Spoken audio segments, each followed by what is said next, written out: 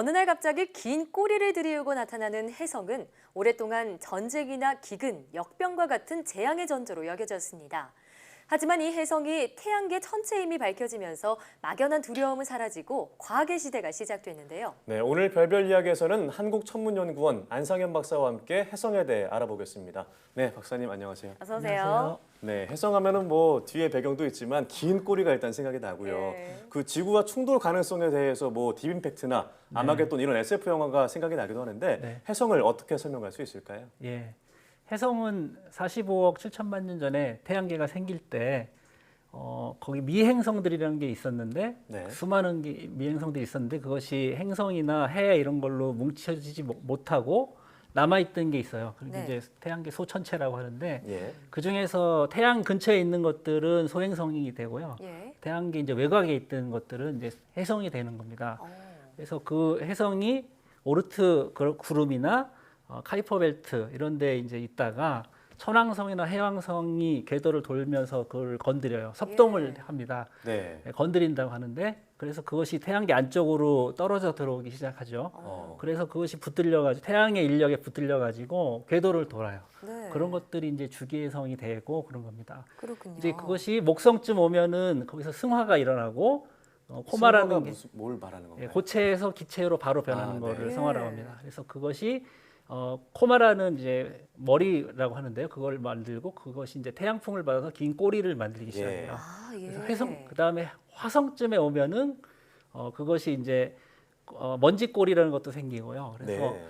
그 태양에 있는 자외선을 받았다가 일산화탄소, 이산화탄소, 그다음에 뭐 다른 그런 분자 이런 것들이 네. 태양의 자외선을 받았다가 특유한 녹색, 청색 이런 빛을 내는 게 이제 이온골이고요. 예. 네. 해성 안에는 이제 아주 소량이지만은 먼지가 들어 있는데요. 모래 같은 거죠. 그런 네. 게 들어 있는데 그것이 그 해성 궤도에 따라 길게 늘어서 있는 게 햇빛을 반사해서 노르스름하게 보이는 거. 그거를 이제 저 먼지골이라고 그러죠. 네. 네. 혜성의 그래서 꼬리에, 그거를 지구에서 예. 보면은 우리가 보는 꼬리가 있는 해성이 이렇게 나타나는 보이는 거죠. 네. 그렇군요. 그런데 많은 분들이 혜성하면은 헨리 혜성 가장 먼저 떠올리실 것 네, 같아요. 맞습니다. 이게 76년 주기로 나타난다 이런 게 사실로 증명이 되면서 네. 혜성에 둘러싼 여러 가지 괴소문도 점차 사라졌다고 하는데 네. 이 헨리 혜성과 함께 또 소개해 주실 만한 혜성이 있다면 설명해 주시죠. 예, 헨리 해성은 17세기에 에드먼드 헨리라는 영국의 천문학자가 맨 처음 그 존재를 알아냈거든요. 예. 계속 주기적으로 돌아온다 하는 걸 알아내서 첫 번째 주기 해성으로 알려진 해성이고 자기 이름을 붙였죠. 다른 그래서 사람에 헨리 비해서. 혜성이 됐군요. 예, 그래서 그렇게 됐고 지금까지 그다음 이후에 이제 알려진 것들이 많아요. 그래서 네. 그 미항공우주국에 이제 그 해성 등록하는 사이트에 네. 주기 해성으로 등록돼 있는 게 지금 약 380개 있습니다. 아, 주기 혜성이라는 건 주기가 있다라는 걸 네, 의미하는 주기적으로 거죠. 해를 주기적으로 궤도를 도는 거죠. 네. 그래서 그런 것들이 380개가 있기 때문에 지금 하늘에도 사실은 해성이 있어요. 다만 네. 어두워서 안 보일 뿐이고요. 그렇군요. 근데 이제 그 380개지만은 그 주기를 갖지 않은 우연히 오는 해성들이 훨씬 더 많거든요. 예. 네. 비주기 해성이라고 하는데 그래서 그런 것들이 많고요. 제가 본 것 중에는 그 거의 매 1년에 한두 개씩은 볼 수 있는데요. 네. 물론 맨눈으로 보는 거는 되게 어려워요. 아주 어려운데 어두운 데서 봐야 되기 때문에 또 아마추어들은 이제 쌍안경 이런 걸 동원해서 보거든요. 네. 근데 예. 그렇지 않고 그냥 맨눈으로 볼 수 있는 거는 정말 인생에 한두 개 정도 올까 이 정도로 되게 그렇군요. 드문 겁니다. 드문 그래서 일이군요. 네.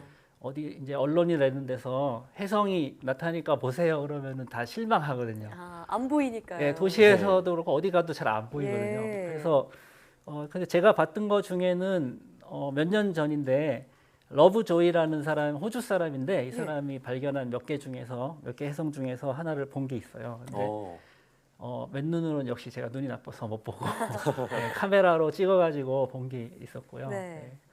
그다음 많이 있습니다. 예, 그 아까 말씀하셨던 주기해성, 비주기해성 있는데 그 둘은 어떤 차이가 있는 거라고 다시 한번 좀 설명해 주신다면요? 예, 주기 해성은 태양계 외곽에 이렇게 뭐 오르트 그룹이나 카이퍼 벨트에 이렇게 있다가 섭동을 받아서 해의 중력에 의해서 잡혀가지고 네. 궤도를 계속 반복해서 도는 거예요. 예. 그러면 그 태양계 근처에 있는 지구에서 봤을 때는 주기적으로 네. 계속 보이겠죠. 태양 네. 중력의 영향을 받는 거군요. 네, 예. 태양계에 있는 천체들은 다 태양 중력에 의해서 궤도를 돈다고 보시면 되고요. 네. 예. 비주기 해성은 더 훨씬 멀리 있는 건데 네. 그런 것들이 뭐 주변에 있는 별이나 이런 거에 지나가면서 섭동을 줘서 그것들이 태양계 안쪽으로 들어왔다가 다시 나가요. 예. 그리고는 대개는 다시 돌아오지 않죠. 한 번만 왔다 가는 것들이죠.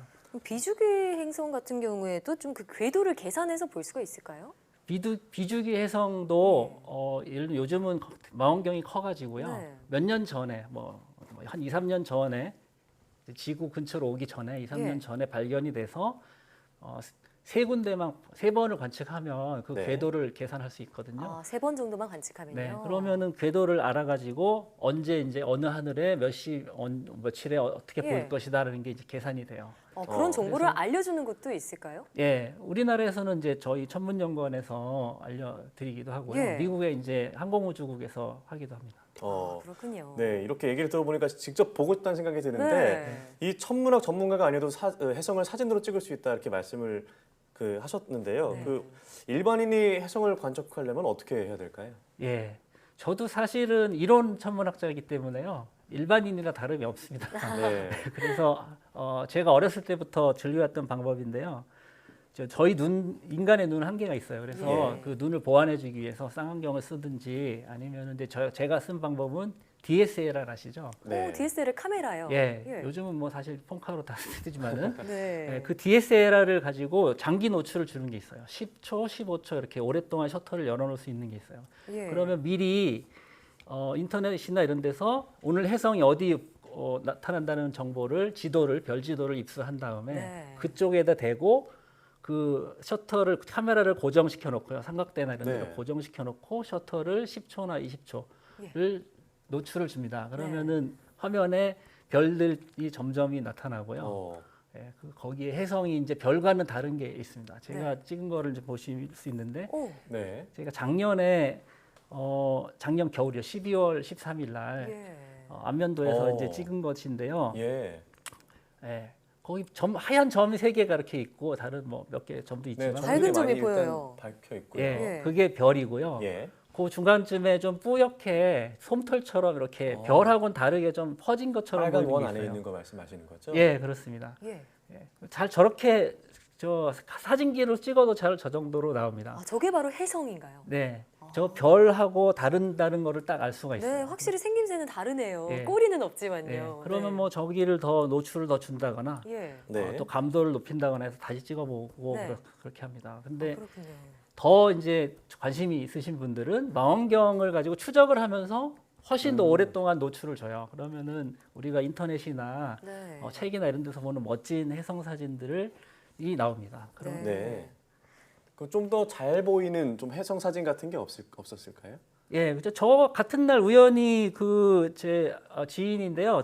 아마추어 전문가 두경택 씨가 네. 같은 날 찍으셨더라고요, 사진을. 아, 그래요. 예, 그래서 노출을 좀 더 줬더니 저렇게 이제 보이는데 왼쪽에 별이 좀 많이 보이는 거 있죠. 네, 많이 박혀 있는 어디 거예요. 있을까요, 해성이? 예, 찾아보시죠. 오, 저 일단 박혀 밝은 있는 부분이 것들 중에 보이고요. 하나 있는가요? 아니요, 그거는 이제 플레이아데스라는 성단이고요. 별이 성단이군요. 모인 성단이고 예. 오른쪽 아래쪽에 보시면은 보입니다. 음. 아까 보였는데 지금 사진 화면이 이제 확대가 되면서 지나갔는데요. 네, 네. 그렇군요. 저기 이제 보이시죠? 약간 이 프로스름한 오른쪽 아래 예. 네. 별들 사이에 좀 퍼진 것처럼 퍼르스름한 게 있죠. 아, 네, 오른쪽 희뿌였네요. 안에. 예, 아까 아까처럼. 제가 찍었던 거를 훨씬 노출을 많이 줘서 아. 저렇게 네. 찍을 수 있습니다. 예. 저렇게 색깔이 해성들은 다 다른데 네. 특히 대부분은 이제 녹색이 많아요. 녹색이요. 녹색은 이제 CN이라고요.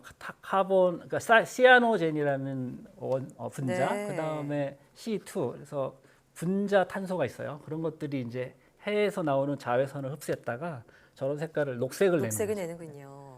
예, 일반인들도 그러면은 마음만 먹으면 장비만 갖춰져 있다면은 밤하늘의 해성을 관측할 수 있다 이런 얘기인데 네. 우리가 해성은 참 보기가 힘들지만 그래도 별똥별은 쉽게 볼 수가 있잖아요. 그런데 이 별똥별이 또 해성의 잔여물이죠. 예, 예. 네. 아까 이제 해성에서 먼지가 있다고 그랬잖아요. 뭐 모래알갱이 같은 예. 먼지가 있는데 그것이 궤도를 이렇게 돌다가 네. 그 궤도를 지구가 지나가면은 별똥별이 많이 되는 떨어지죠. 거죠. 네. 그래서 그것들이 결국에는 우리가 밤에 보는 별똥별이 네. 사실 혜성의 자네다. 자네다, 부스럭이다. 부스럭이다.